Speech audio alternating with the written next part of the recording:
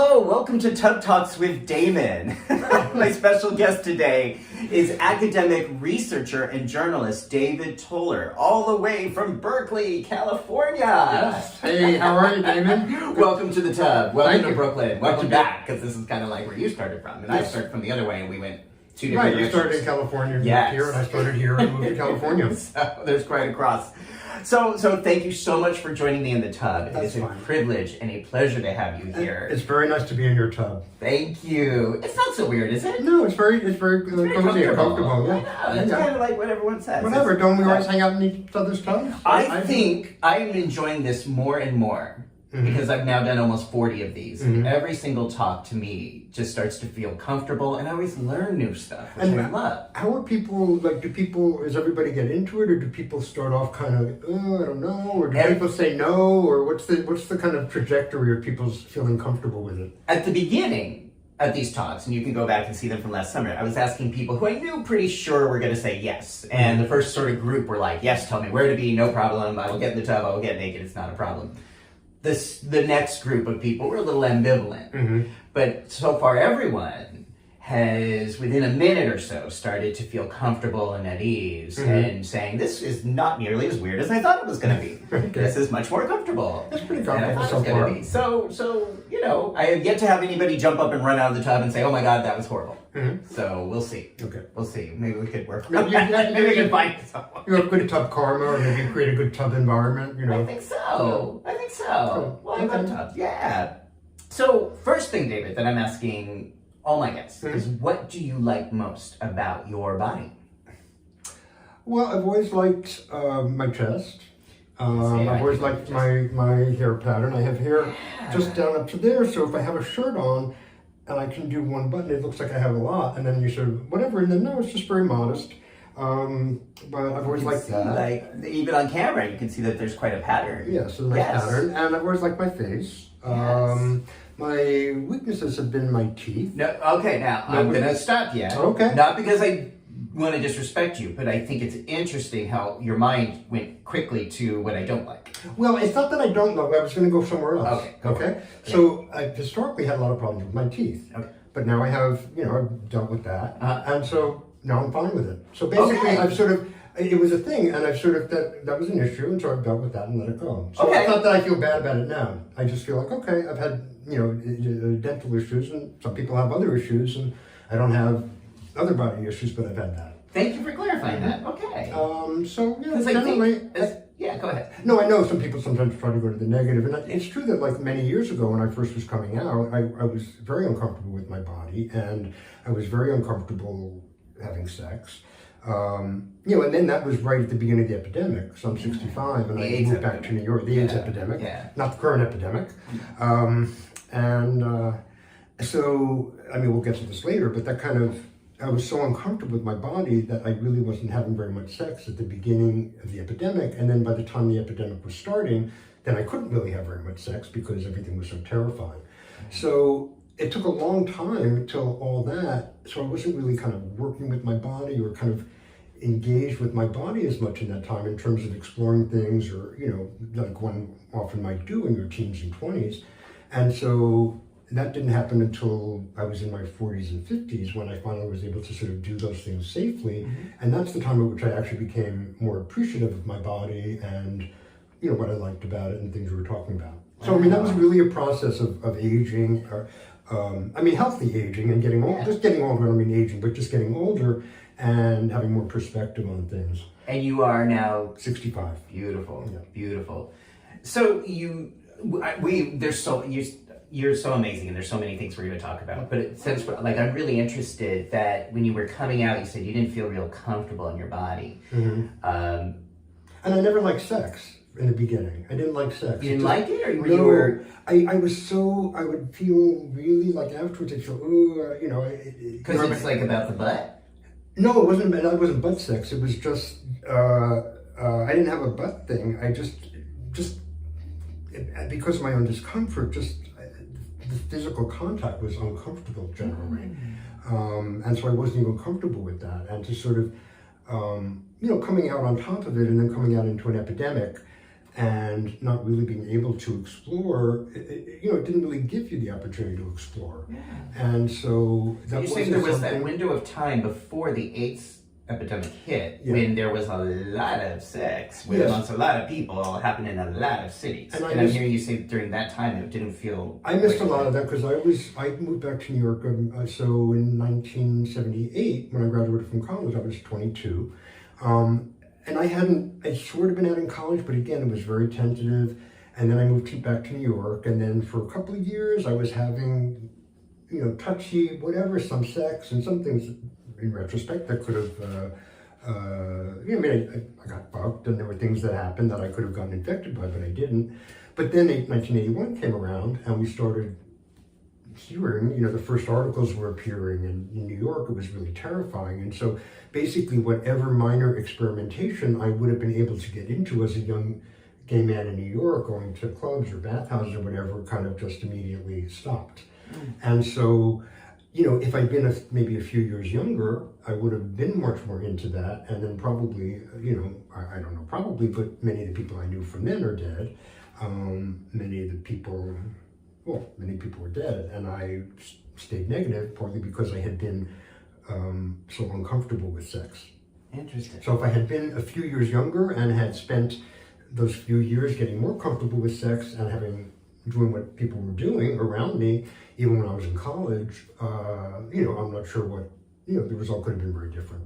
Right, but if you had been more comfortable and explorative at that time, I would much we more may not likely be to here be today infected. having that conversation. Yeah. Yeah, it's interesting. So in retrospect, what was very painful and sort of self-tormenting at the time, turned out in retrospect to be possibly what has, protected me from getting infected. Because then I had a boyfriend and we were being monogamous for, and then I moved to California. And by then, you kind of figured out what you needed to do and sort of try to do stuff. So, but yeah, it was not an easy journey. Yeah. Now you did mention, and I'm always curious about the fact that you have chest hair. You've always had chest hair. You said you like to show it. Would you say different men have different feelings about that? Mm-hmm. And would you say that's always been a source of erotic attraction? Do you think you've gotten attention and attraction for that in your experience? Yes, and the first, I actually had a girlfriend who was thought she really liked my chest. And that was, of course, I wasn't that into that at the time, but that was the first person who really was like commenting on my chest. This was when I was like 21.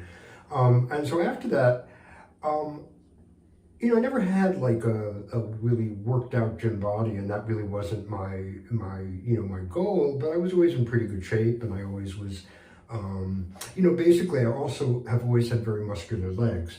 So a lot of people are like built, and then they have these sort of, they may not work their legs as much or whatever, but I've always had a nice sort of solid legs and a solid butt, and a sort of endomorphic torso. Mm-hmm. So I sort of like that. Did you ever feel pressure to shave? I never felt any pressure to shave. I never had I've never shaved my body hair anywhere, actually, really. I mean, I've shaved my facial hair. Yeah. But I haven't shaved my body hair. Sometimes I think it would be interesting, or, but I haven't done that. No, because I like my hair. It's sort of like I like my hair. Yeah. I think it's great, but a lot of men I know are conditioned often by society. And it's interesting because I think it's varied by decade what each gay community has found preferable by chronology and by geographic location. It wasn't particularly in my generation, like the gay men I knew were not particularly shavers. Yeah. So I do think that was a more younger cohort than me. When you started coming out in the 70s and early 80s, that was just not a thing people generally did. We did, yeah. It wasn't something that people. I don't remember anybody doing that. Maybe they did, but it was not something that in my kind of group or whatever that people were doing. Why do you think it started?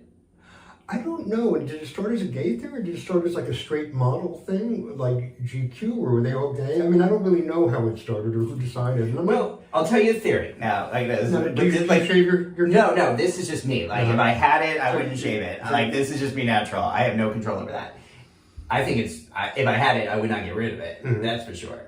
I had Danny Shea in Santa Cruz. I don't know if he's still out there or if he would ever watch Danny. this. But did you see Santa Cruz? He was a professor that often talked about some of these issues of gay men and erotic aestheticism. And he had this theory that partly that gay men felt that the idea of chest shaving came about during the AIDS crisis. That people started shaving their chest to sort of prove that they are healthy. Oh, interesting. That they are muscular, healthy. That means I don't have AIDS. That means I'm safe to fuck. Like somehow things are going to be hiding in your hair? Or like if you have hair, you're hiding your muscular body, and you might be hiding your KS symptoms, your lesions, and your frailness. And so it started to become kind of code during the AIDS crisis to say, I am safe to fuck because I have a muscular torso. Now, of course, we know there's no science behind that, but he was trying to explain how the aestheticism came about. That could be. Actually, that's fascinating. I wouldn't have ever thought of that, but maybe it's true. I'm curious. I would love for someone to do, if you ever want to do another research paper, and if I ever did research paper, this is what I would do about gay men and their body hair over the decades, because I think this is a fascinating subject. I don't know. I've never fully understood the shaving the body hair, but whatever. Everybody does what they want. Yeah. So speaking of academic research and the many, many areas it can go, I definitely want to hear more and talk more about the AIDS crisis, but I'm also so fascinated by the work that you have been doing over the last 2 decades, or 5 years? 5 years, 5, 6 years. Okay. Specifically related to learning more and understanding more about CAFS, chronic fatigue syndrome, which is also known in a much more technical category called... as ME, or myalgic encephalomyelitis. Myalgic, I'm going to try this. Try this at home, everybody. Myalgic, which encephalomyelitis. So myalgia means muscle pain. Okay. And encephalomyelitis means inflammation of the brain and central nervous system. Because itis means inflammation. Yes. Tonsillitis, encephalitis, so meningitis. Okay. If it's itis, it means inflammation. You're in trouble, girl. Yeah. If it's itis, you got some trouble. So, so basically, just in short, so so chronic fatigue syndrome, which most people have heard of, was a name given to a syndrome in the 1980s by the Centers for Disease Control of people who had a particular kind of syndrome, which in the earlier decades in the UK, because of an outbreak of a kind of similar looking thing at a hospital, had been called myalgic encephalomyelitis because they thought it would involve muscle pain and inflammation of the brain and central nervous system. That was a name that sort of was applied to kind of these outbreaks where people had this kind of syndrome, which involves really serious relapses after minimal exertion. So people they'd go to walk there and walk back, and if they really were sick with this, that might wipe them out because they were just overexerting their energy reserves. So in the 80s, when something like similar appeared in the United States, it was called chronic fatigue syndrome, and that became the name that stuck. In the last few years, because of various changes, governments have accepted that was a mistake, and so now they often refer to it as ME/CFS. So the current U.S. government name for this syndrome, and it's really probably a collection of related syndromes, is ME/CFS. And so this has become relevant recently because of COVID, because many people have probably heard of long COVID, or what's called post-acute sequelae of SARS-CoV-2, which is SARS-CoV-2 is the name of the coronavirus. But patients have called it long COVID, and that's when they have a COVID-19 case. And then for prolonged months, and in some cases now going on 2 years, people have prolonged symptoms that often seem hard to identify the actual cause. Because many people, when they have COVID, if they have a bad case, they may have lung scarring, they may have other organ damage that's visible or detectable by standard tests. Those people then, if they have symptoms afterwards, that's attributed to these organic scarring or organic problems that have been discovered in standard tests. So there's a lot of people who've had COVID that have those conditions. But there's a lot of people who get a COVID-19 infection, then they get better, and then they start to have these prolonged, or they never get quite better, or they then, a few weeks later, they start to have very prolonged, profound fatigue, exhaustion, paralytic fatigue in some cases, they just can't get up. what they call brain fog, so a lot of cognitive confusion. And so people probably have been reading about some of this perhaps. They also get something called POTS, which is a condition where if you stand up, your heart rate goes haywire because your cardiovascular system is not functioning properly. And so these are all things that are very hard to find an actual cause for. There's no visible damage from standard tests. And so there's two possibilities. One is that people are having anxiety, depression, and all sorts of other psychological reactions, and that's sort of causing all these symptoms. They're anxious about the pandemic, they're anxious about long COVID, they're anxious about whatever, they're depressed, they have PTSD from the epidemic. So that's one sort of reigning theory. The other theory is that people have something physiologically wrong with them that we haven't yet detected or that we don't yet have the tools for. And there's a lot of research going on in long COVID patients about all the different things that seem to be going wrong systemically. So one theory is that they have microclots in their blood that they can find, and that's sort of causing all these problems. Other theories that there may be viral particles still surviving in some tissue or in some parts of the body, or pieces of viral particles. And there's some other theories about what might be going on. There's inflammatory stuff going on that doesn't seem to resolve. And so there's been kind of an ongoing battle over the meaning of long COVID. So this is relevant to me because basically chronic fatigue syndrome, or ME, has generally been perceived as a post-viral syndrome. So most people who are diagnosed with CFS, or most people who are diagnosed with ME, or ME-CFS as it's now often called, and really these are probably different things somewhat. We don't really know what it is because we have no test for it. So these things are all defined so far in standard medicine by symptoms. And there's some differences, with that, but basically that's how in practice it is. Once you rule out the things that you know, you can look at the symptoms people are having and say, yeah, this seems to conform.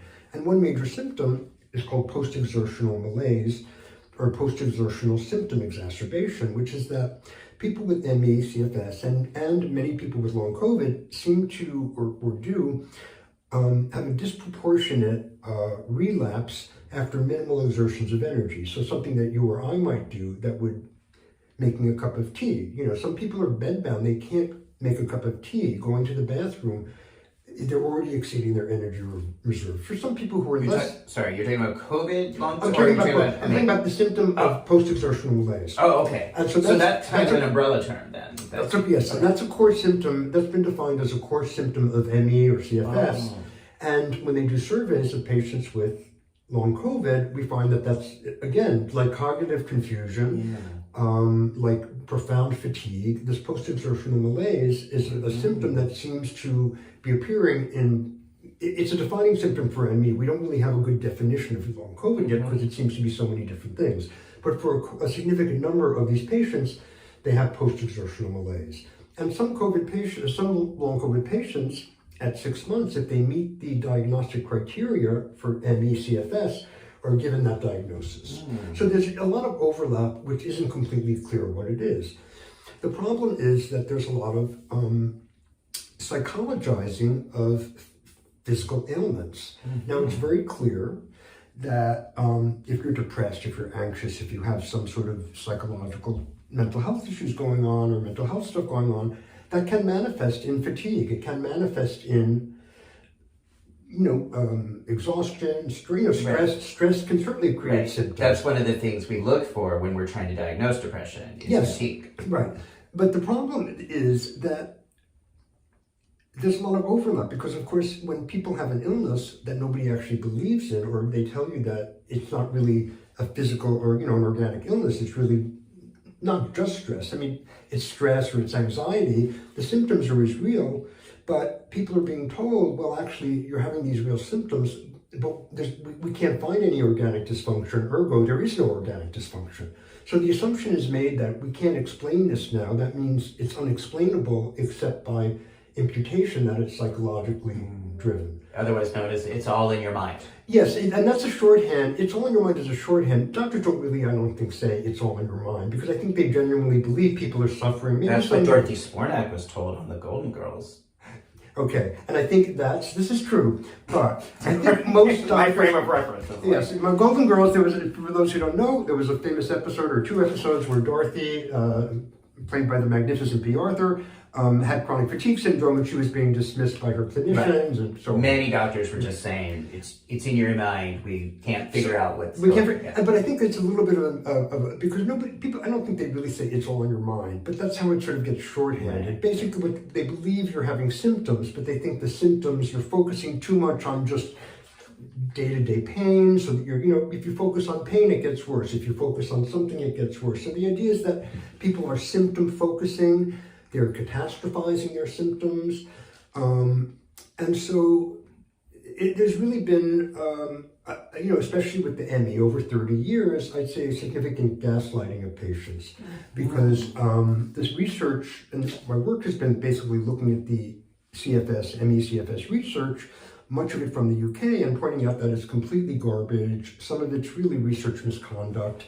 But the people who've conducted it are very powerful, respected people, and in the UK especially, there's a huge culture of deference, and you can't really challenge. It's very hard to challenge people. Well, what did they get wrong? Like, what are they misleading, or where? So basically, their idea is that people. So their conception, and some of this has come over to the long COVID world, which is why it's relevant now. The idea is that people who are diagnosed with, in their mind, chronic fatigue syndrome, because those people always prefer to call it chronic fatigue syndrome because ME is more medical sounding and so on. So the psychiatrists like to call, and the mental health folks call it chronic fatigue syndrome.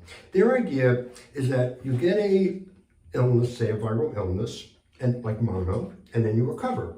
But once you recover, you're deconditioned. And so then you get up to try to do something and you feel exhausted because you're deconditioned. But you, not very smart patient, think, oh my God, I have an illness and I'm still sick.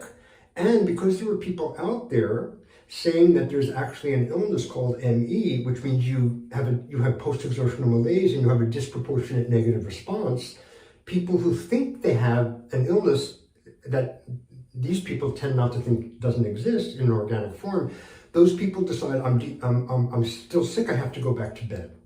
So they have a false ideation of having a continuing, ongoing disease, and then they go to bed even more, and so they get even more deconditioned. So again, just so I'm clear, the false ideation in that example is that the idea is that they completely recovered from the illness, but they still think they have an illness. That means that if they do something, they'll get worse.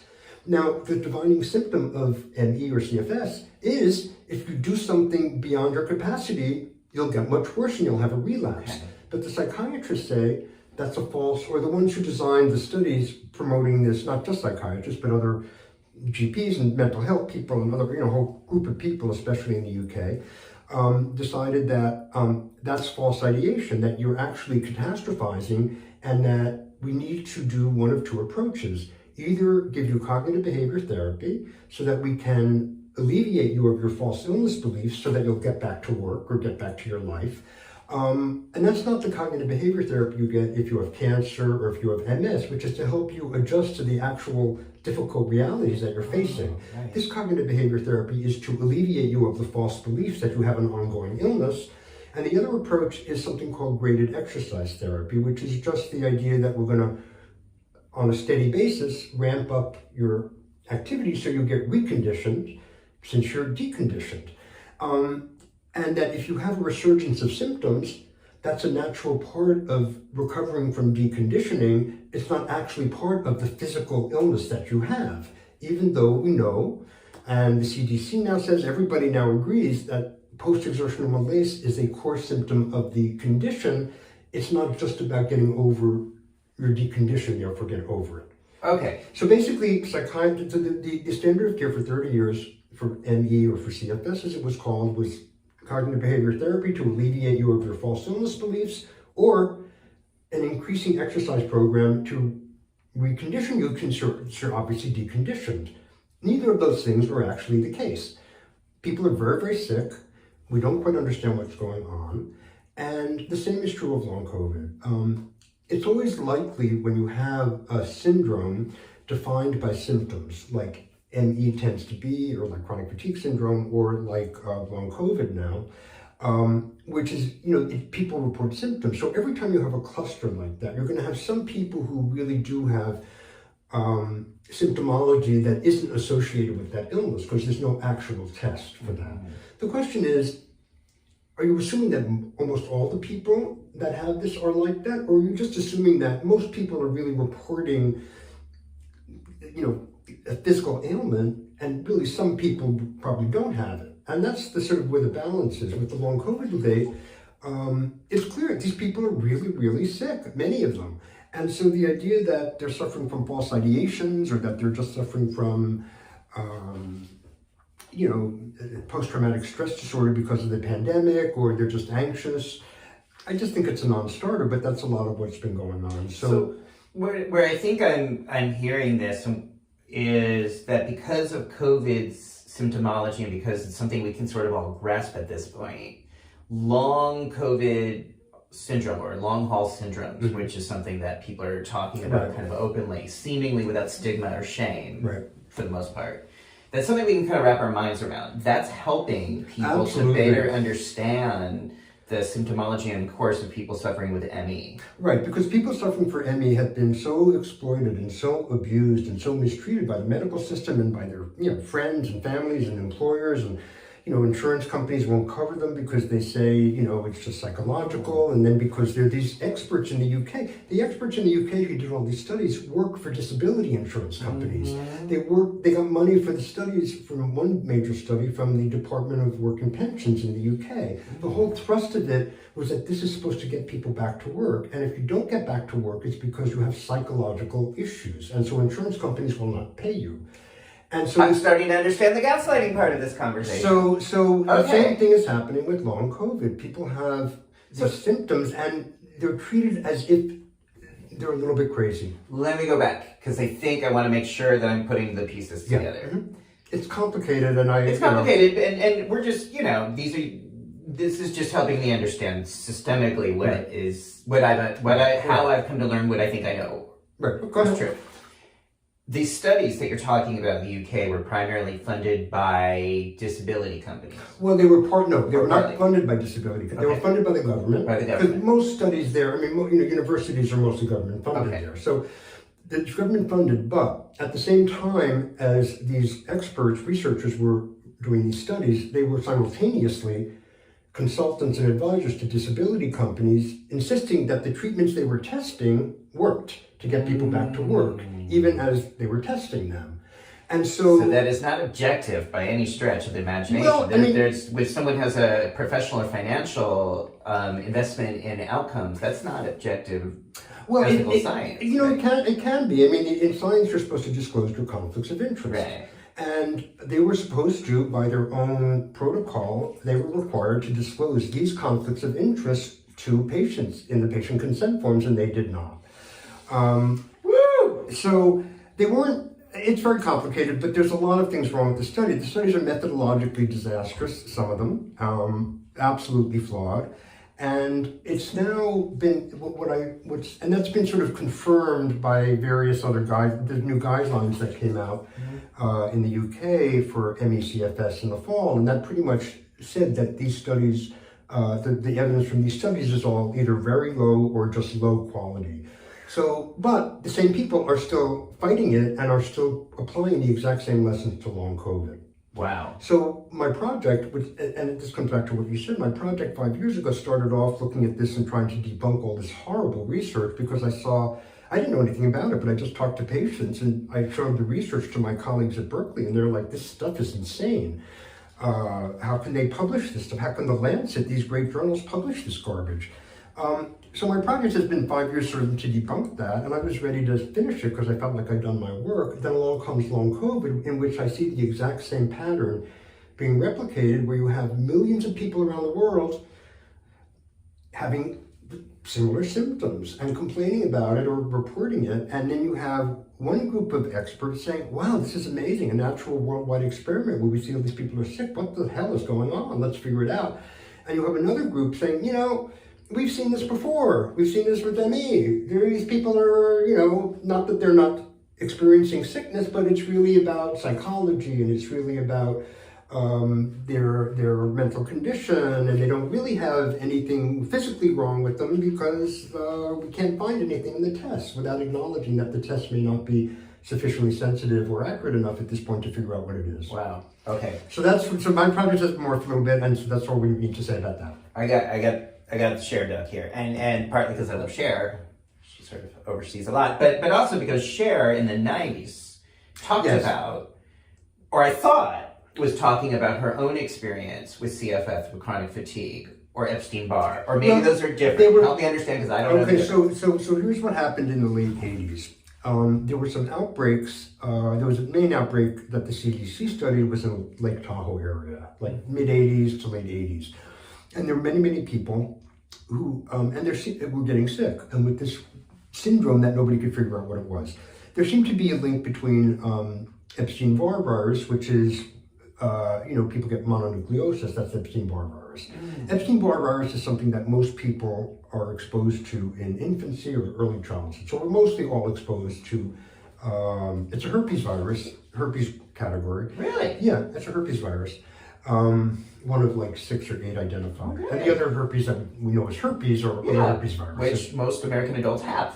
Yes. And so basically herpes virus is cytomegalovirus is another herpes virus. So we tend to be exposed to these things, but some people are exposed later and they get a case of mono if it happens when they're in early adulthood.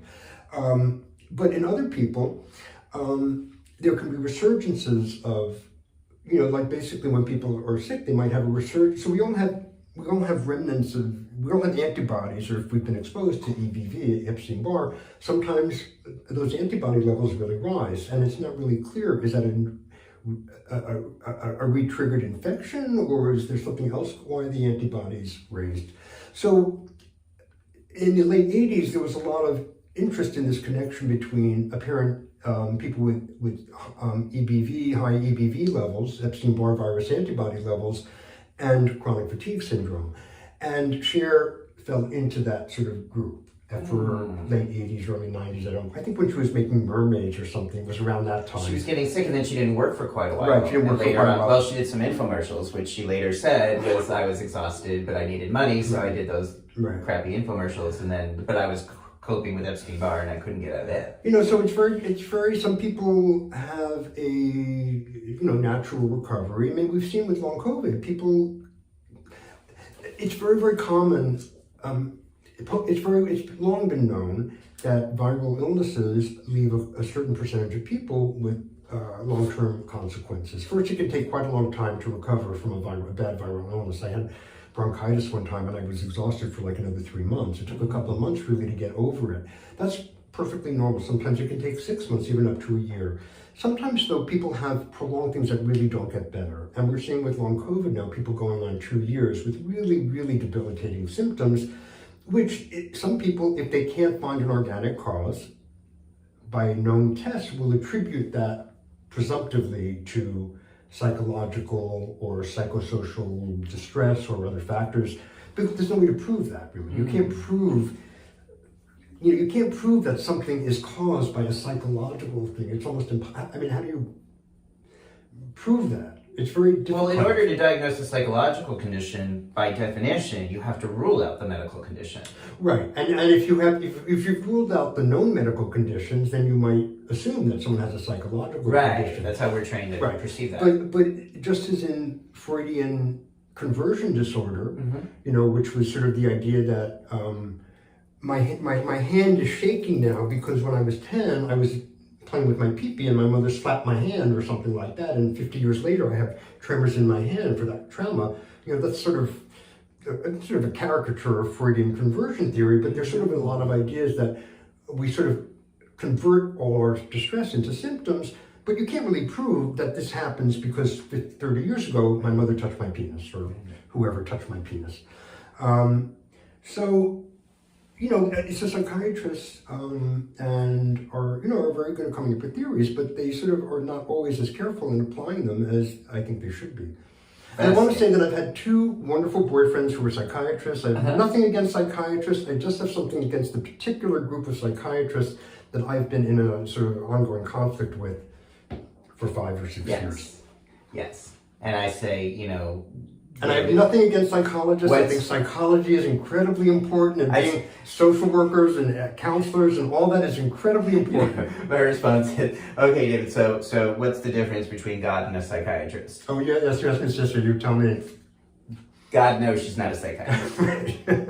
Sorry, no, that's not all psychiatrists, but that's a joke amongst us therapists too, because we often are dealing with doctors with prescription pads who think they are God or do have godlike abilities to prescribe and understand things, and often may skip the science to form conclusions, which I'm hearing from you and learning from you can really have some damaging consequences. Yes, and my dad was a doctor, an MD, and I was aware of the kind of arrogance that can come with that attitude, which if you can't find something out, it's automatic. It must automatically be in your head or something like that. So let's say someone's watching this and they're thinking, you know what? I think I've had these symptoms, or I think I've spent the last 2 years really struggling to get out of bed or take a walk or do my normal everyday activities. Maybe from COVID. Let's say they've had COVID, or let's say they're not sure. Right. But they just know that there's malaise, that their brain is foggy, and they feel like they don't have the same physical energy that they've had. Mm-hmm. What would you recommend they do?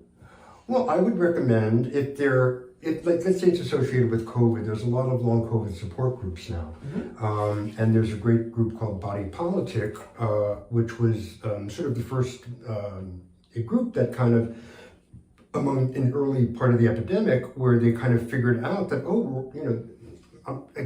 I should have been recovered after 2 weeks, but I still keep having all these symptoms. And so they started doing surveys about symptomology of patients. So they were a good resource. So there's a lot of good online resources to go to just to start getting information about long COVID, say.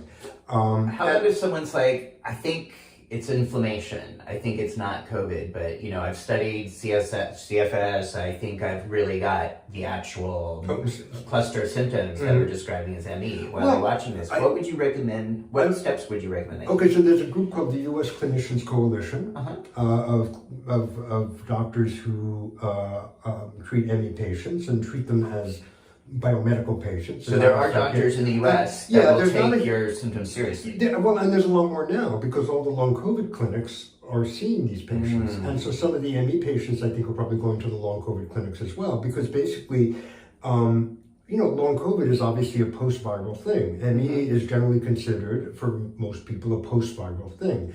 And so if you talk to the people at some of the long COVID clinics, or if you talk to some of the doctors who are, some of the doctors who are known to be good with ME or ME/CFS are among those who are also getting long COVID patients because of similarity of symptoms for some of them. Okay. Is there any treatment or remedy to help people? Let's just say that we're going with the idea that this is related to inflammation. Mm-hmm. Are there any treatments or remedies that help people?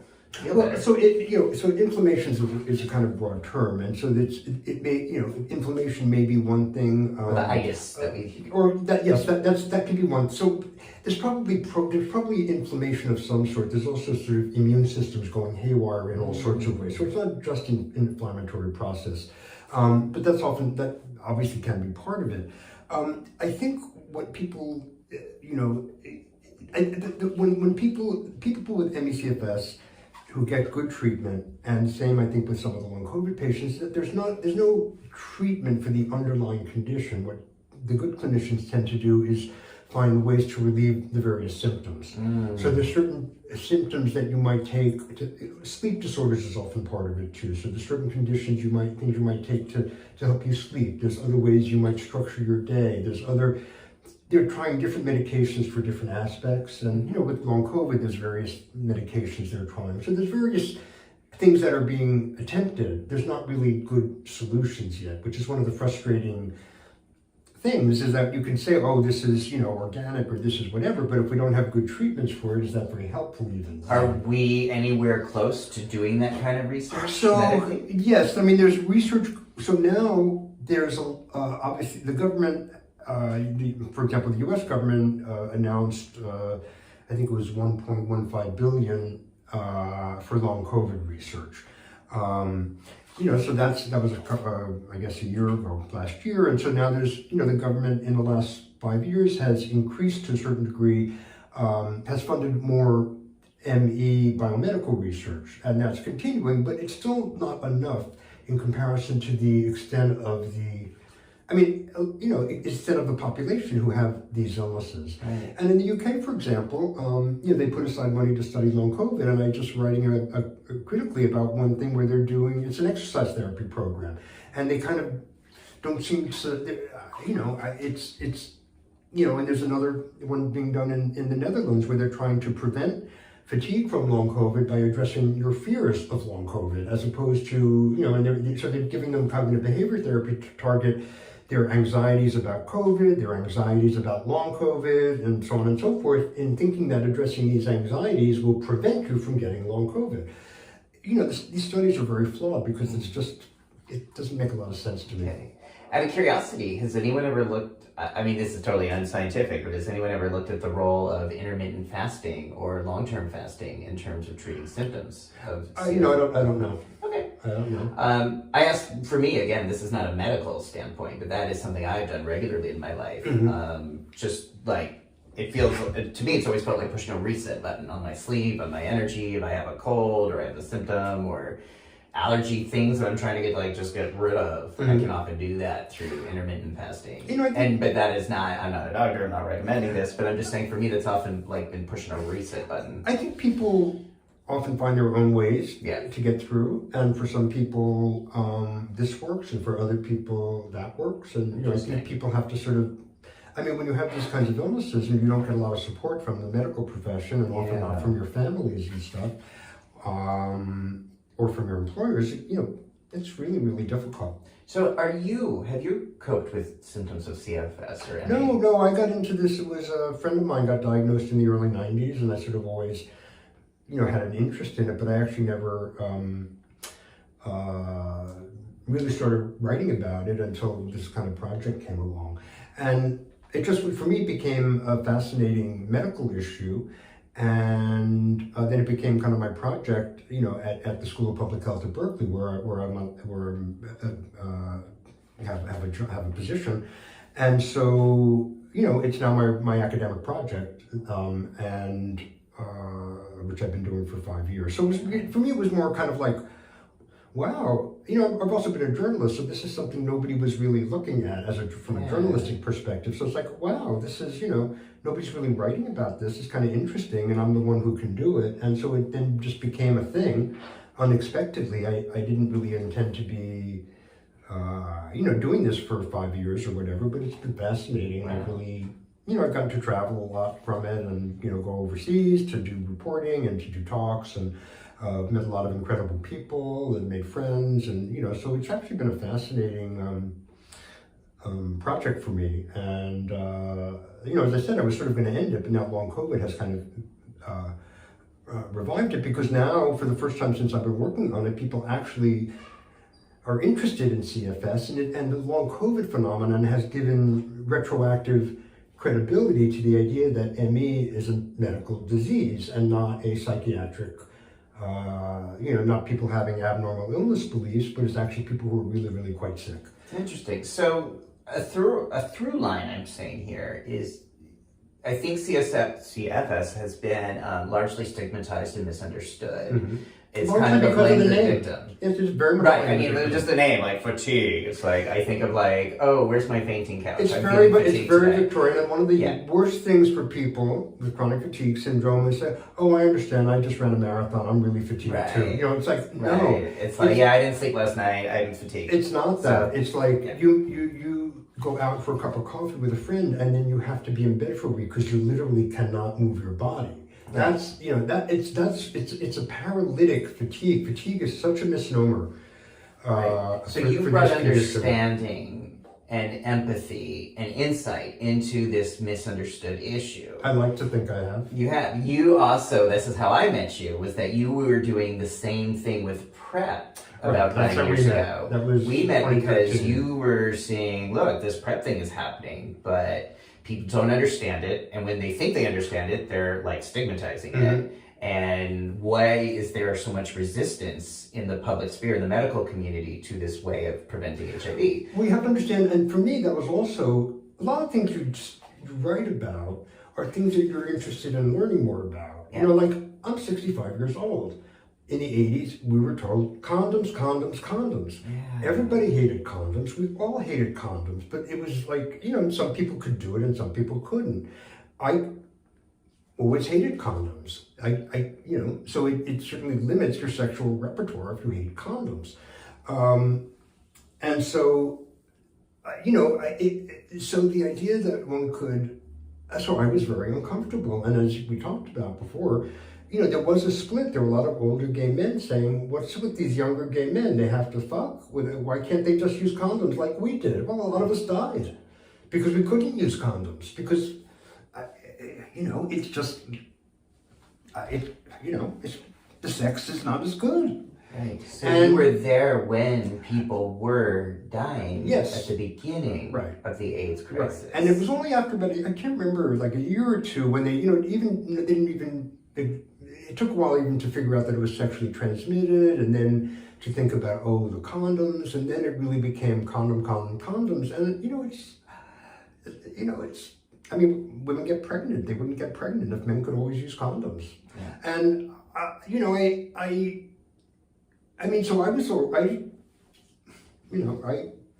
managed to observe it, but only because, I wasn't having very much sex, except, a bit. And so my repertoire was very limited.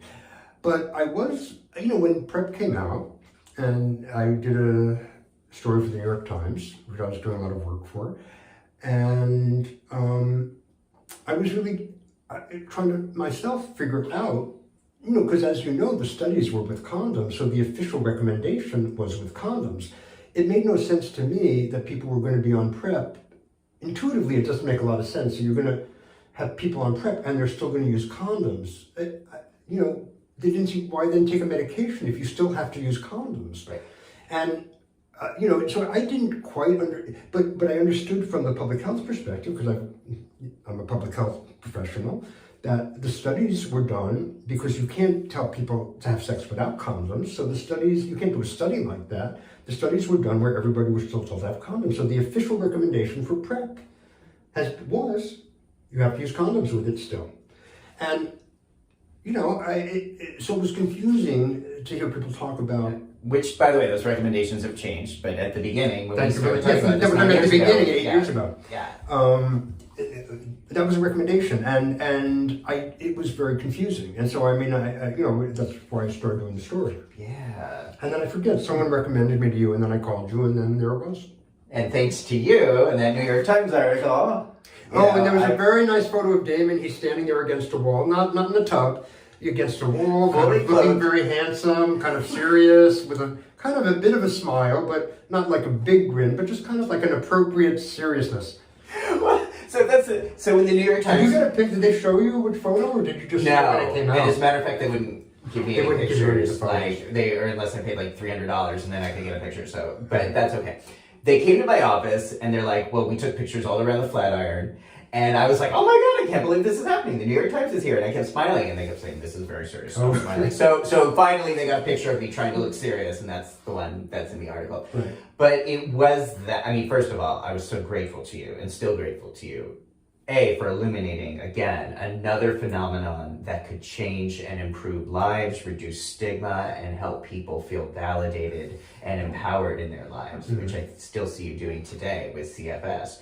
And for me, professionally, personally, that was like just such an amazing opportunity to, after working in HIV prevention for over 20 years, to like actually have something I've said in the New York Times was really amazing. Had you been quoted? You'd been quoted previously elsewhere before that, or not so much? I had been quoted in some media sources, but there just wasn't a whole lot. There were a lot of independent papers, gay newspapers, that wanted to talk about PrEP. And their editors wouldn't let them do that because it wasn't a valid news story at the time. It wasn't until the New York Times, till that article came out, that it became a valid news story that smaller presses, that editors were allowing reporters to talk about. It's very hard. Part of the problem is, in the AIDS epidemic, when I started the Chronicle in the late 80s, 88, I tried to write articles about, blowjobs and about, it was very hard to get pre-seminal fluid, and for those younger, one of the big debates in the early days was we didn't even know if we could kiss. because there were some scientists saying, well, we can't exclude the possibility that it could be passed by kissing. And then you had these scenarios where,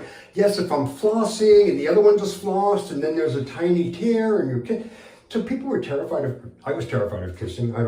Some people, other were too. But could you give a blowjob even if you didn't swallow? Like there was pre-seminal fluid, how much, but newspapers were not used to writing about pre-seminal fluid, and they're not used to writing about bodily fluids and ejaculate and all this kind of stuff. And it was difficult. And a big thing that changed, now there was one factor that allowed us to start using the word penis frequently or when we needed to. Can you guess what it was? Maybe too young for you. Lorena Bobbitt. Does that mean anything to you? Of course. Okay. So for those who don't know, I was there for Lorena Bobbitt. I was starting to think like Bill Clinton, Monica Lewinsky, but no, it was the Lorena Bobbitt became. You could not write about. So Lorena Bobbitt was being raped by her husband, yeah. I think, at the time, and she took a knife and she cut his dick off. Then she fled the house with it, and then she threw it out the window into the street. And then they found it and reattached it to him, and then he became a porno star or something. And it was a huge story, and you obviously could not write about it without using the word penis constantly. Right. And it kind of, I don't remember what year it was. 93. Oh, okay, there you go. I remember it very clearly. But I remember at that time, you're trying to write about oral sex and other than that, and so it sort of destigmatized penises for the general reader in some way. But meanwhile, that was more than 10 years into the AIDS pandemic. It was, yes, and so... And so working at a general newspaper where you're taught, I was at the San Francisco Chronicle then, you're taught to write at an 8th grade level, you're not taught, you're advised to write at like an 8th grade level, whatever that means, and you're not, so discussing the complicated aspects that when you're trying to communicate to an audience that's where a lot of people gain the information, and it sometimes was very challenging to write in detail about what was risky and what was not at that time. Amazing.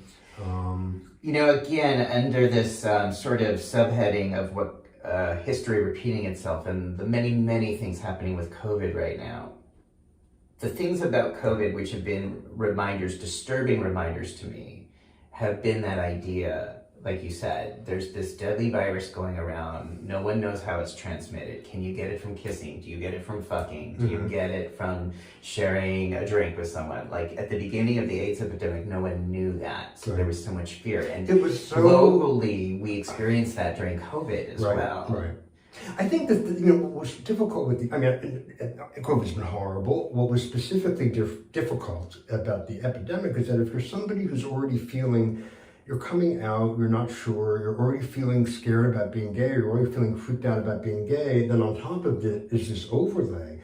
And so it sort of reinforces I shouldn't say me, it reinforced my own feeling of discomfort and whatever, and and all the things that you struggle with in your teens and 20s that everybody struggles with, it sort of compounded everything together. Then on top of it, it's this, this thing. It was very, very, it was very difficult.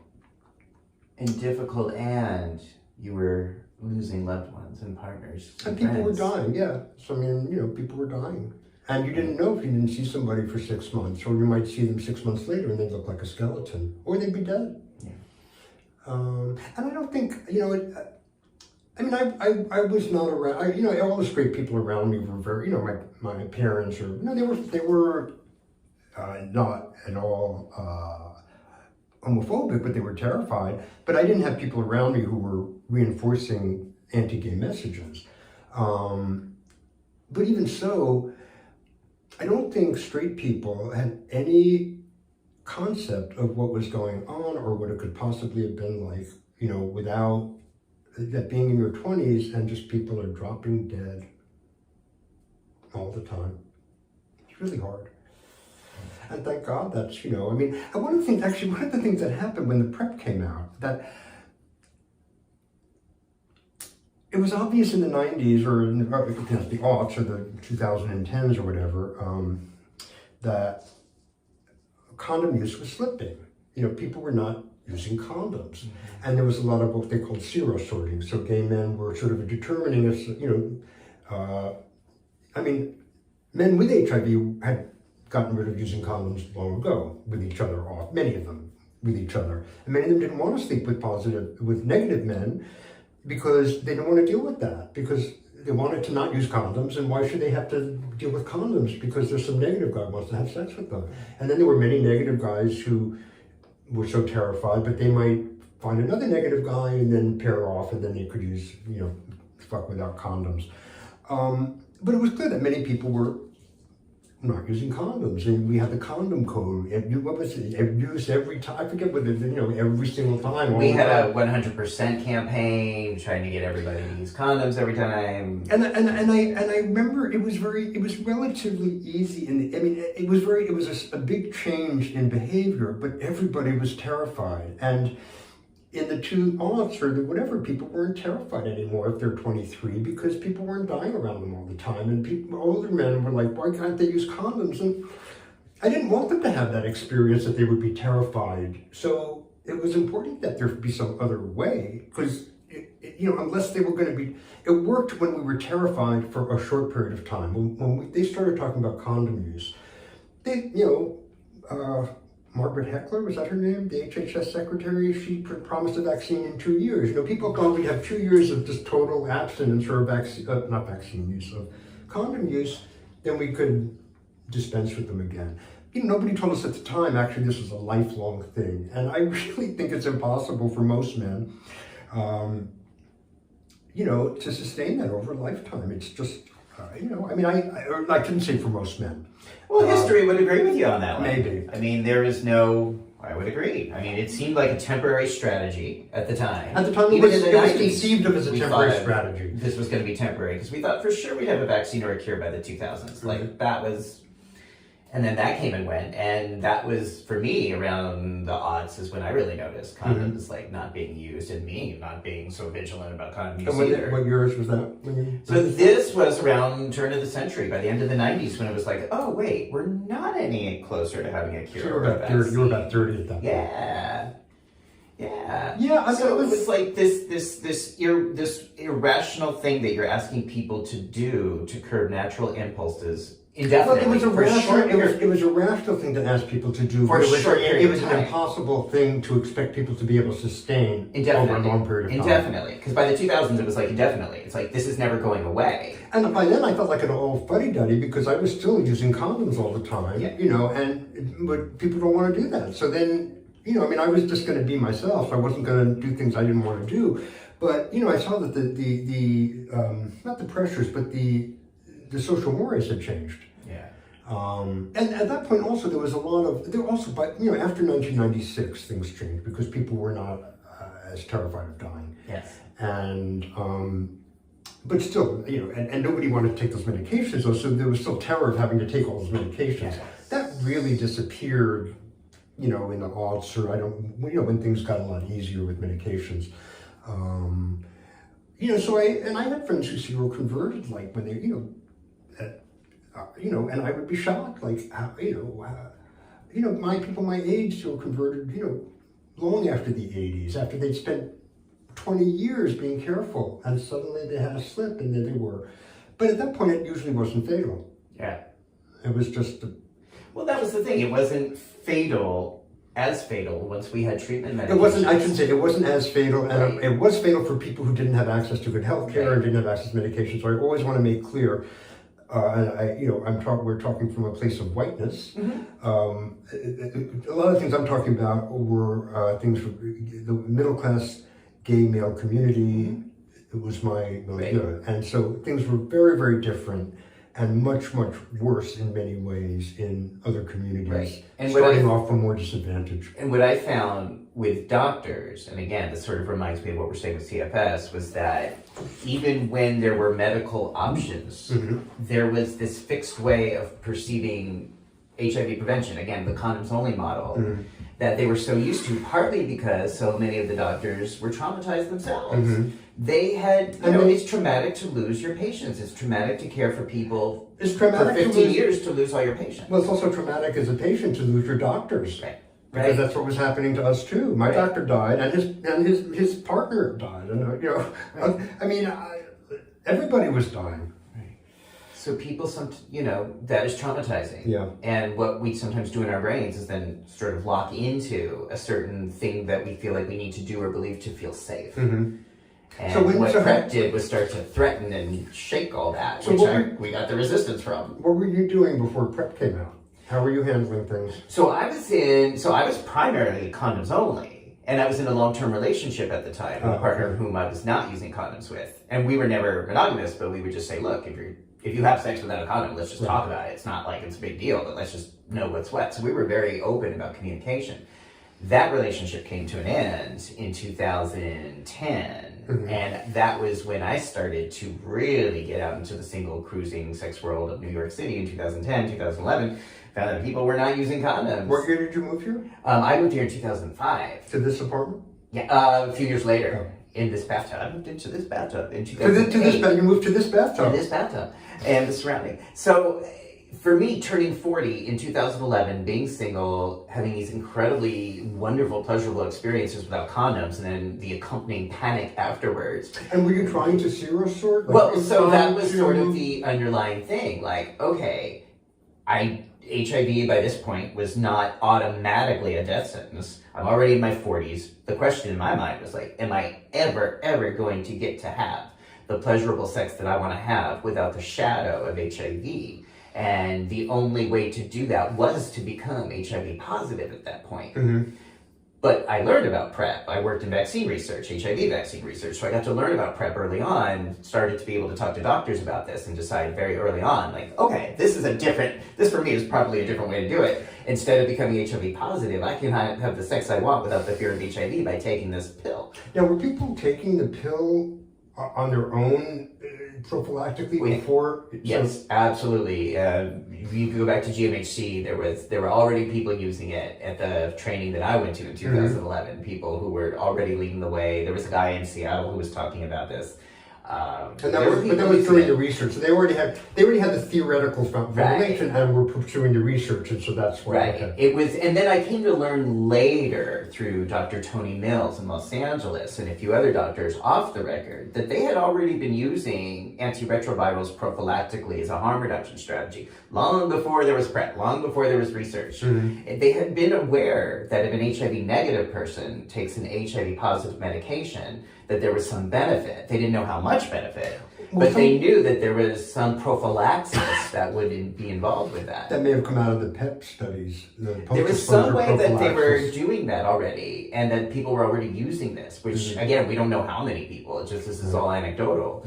But that was something I learned later on, was that had already sort of been known by certain providers on the front lines and already implemented as a harm reduction strategy. Just once we had the science, and once you started writing about it and made people aware of this, it really became more established as medical fact and empirical evidence versus a theory. Well, I was very glad also then when it moved into 211 or PrEP on demand or PrEP on demand. Which is another thing people resisted, which they're still resisting today in the US, which again is just like, but yeah, 211 being that people can use PrEP in a certain regimented schedule, and if they use it a very specific way, they will have full protection if they use it on demand. Well, I mean, that was actually much, basically, I had my rampant period of whatever, and then, I'm a little bit older, and I didn't want to be taking a medication every day if I didn't need to, and I wasn't having, I tended to have encounters that were arranged and not just completely spontaneous. And so I really, and sometimes I was traveling for a month and I was overseas in a situation where I wasn't going to have sex. I didn't want to be having to take medication all the time. Sure. And so it was really a nice, thing to be able to have a structure to do it so that you could just do it when you were going to have sex. Yeah. That was a nice absolutely. Which is also why I wrote that story too. Love that. Because I was curious about You were one of the first American writers to cover this. This was widely implemented in other parts of the world. Right. The US they already had policies. France already had some recommendations. Right. The NHS already had this. France already had this. That was already recommended in their guidelines long before the US did, and we can talk about the financial, political, pharmaceutical reasons why US doctors would not endorse 211 because that's a whole nother thing. We could probably spend a whole nother hour on that. Oh, but we don't. you think that was Absolutely. Huh, Oh my God. Why wouldn't the FDA? I'm just gonna. This is my opinion. Don't sue me. Why did the FDA refuse? Why did the CDC refuse to endorse 211? Because Gilead would not submit a petition for that. That costs money. So you have to pay money. Why would Gilead pay money to get endorsed to use less of a drug? I guess you're right. I guess you couldn't. Didn't really occur to me. I guess you couldn't change. Yeah, you'd have to do this. Yeah, okay, that makes sense. Right. So in other countries, they were already using generics. Right. There wasn't the brand Truvada. It was already generic long before that happened in the U.S. But the U.S. Gilead still had the patent on Truvada until September of 2020. Well, when I did that story, it was probably 4 or 5 years ago. It was just starting really, and I remember the AIDS Foundation was just starting to do it. San Francisco. San Francisco. Yeah. They were ahead of the curve. So that's it was like a news story in San Francisco. So that's how I did it there. Yeah. So that was a now it's a different world. I mean, now it's just amazing. It's hard to remember. And in the PrEP world, there's still plenty of providers who are resisting science, and there's still, in my opinion, the CDC guidelines are still problematic. And so, there's still providers who you think are insisting on daily regimen? Yeah, 7 days a week, no matter what. That's I know. So. So what else can we cover here? So again, I think that just to me reminds me of how wonderful and important your work is, which illuminates science and facts and empowers people who often don't feel heard or seen in the medical community to say we matter, our experience matters, whether we're talking about chronic fatigue, whether we're talking about PrEP. Just one thing. Chronic fatigue syndrome. So one of the terrible things about the name chronic fatigue syndrome is that it automatically gets shorthanded to chronic fatigue. Chronic fatigue is a symptom of a bazillion. Chronic fatigue and chronic pain, or fatigue and pain, are the two things that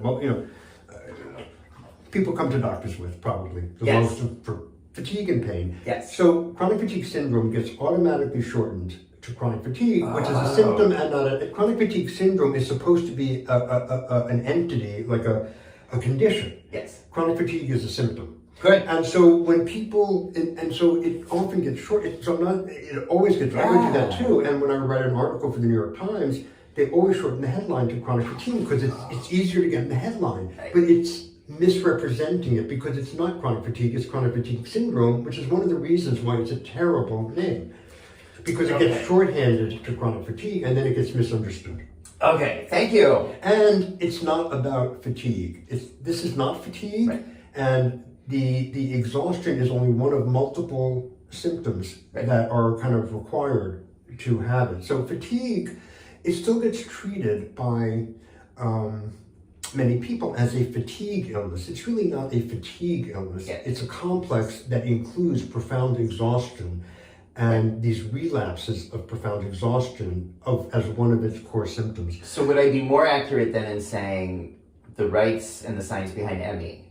Since I can't actually pronounce the entire name, but I can say ME. Would that be more accurate? Yes, you can say ME. Okay. You can say MECFS, although some people don't like that. But that's just how the government right now, the U.S. government now will refer to it. And if you go to the CDC website, they'll call it MECFS. Okay. If you go to the NHS in the UK, they'll call it MECFS. Okay. It's not perfect because those constructs don't exactly fit well together. But that's become the kind of common form for now of what this syndrome is, and probably again it's probably caused by multiple viral or maybe in some cases bacterial things. It may be caused by, some people report after like environmental toxic exposure. So there are many things that can lead to it, but yeah, it's MECFS or ME. So again, so many things we don't know, so many things we still need to learn. Mm-hmm. And again, what I love about the thorough line here throughout your work is that passion for illuminating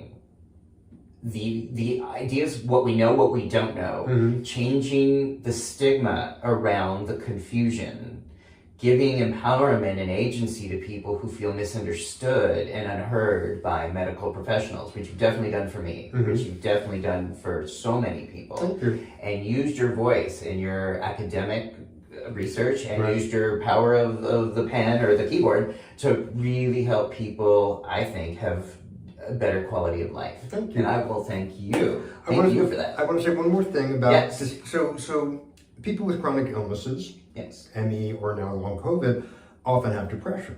Yes. That's understandable because they're often mistreated. And so they often have depression and anxiety as a consequence of not knowing what they have or not being, being dismissed. Now, of course, some people have depression and it leads to fatigue.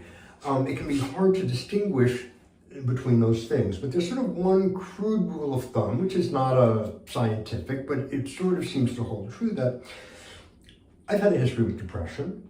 If you asked me what I wanted, when I was depressed, if you asked me what I wanted to do if I wasn't depressed, I don't know.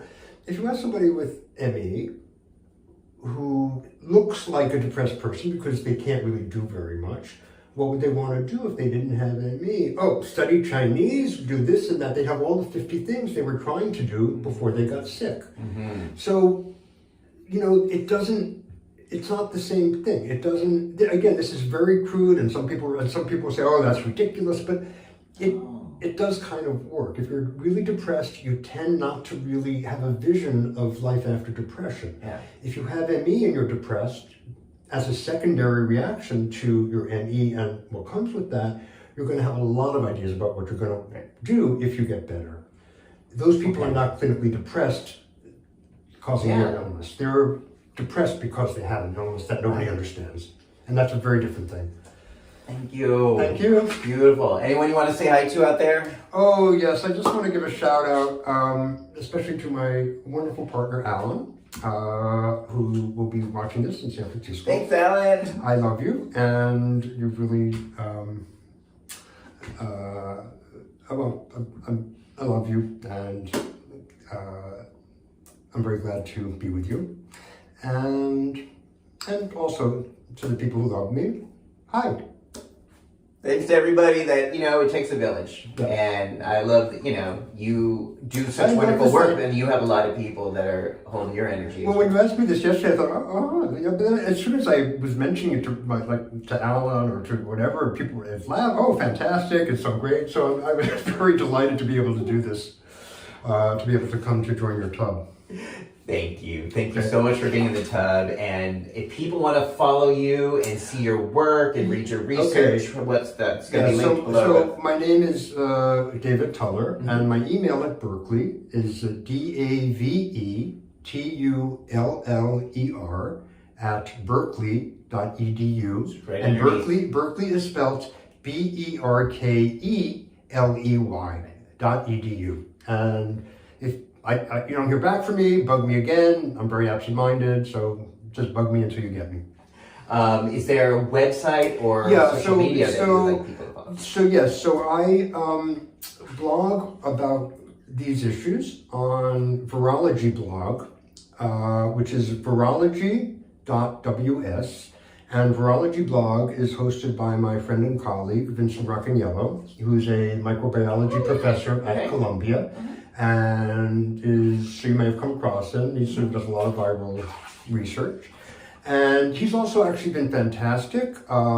If you go to TWIV, This Week in Virology, you can go, he's really become very popular because of coronavirus, because he's had clinical updates every week about, with a colleague about the virus and other things. And so basically, if you go there, there's like 100 weeks of clinical updates, TV, podcast, and so on. And I've been on a number of times talking about stuff as well. So, sweet. All right. So people can follow your work, keep up with you, and learn more as we continue to evolve. Right.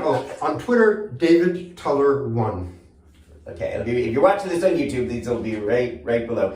Thank you so much. Okay, thanks, Damon. This was fun. This is fun. This is how I'm interested in learning about different ways to serve and change in the world, is learning this ideas, this research. And again, learn from you, who inspires me to keep being passionate about the things I care about. Yeah. Thank you. And having done this in the tub, I will say that it does create a kind of bubbly, soothing atmosphere that, sort of helps the flow of conversation. Thank you. That's a very creative idea. Thank you. I appreciate that. Okay. All right.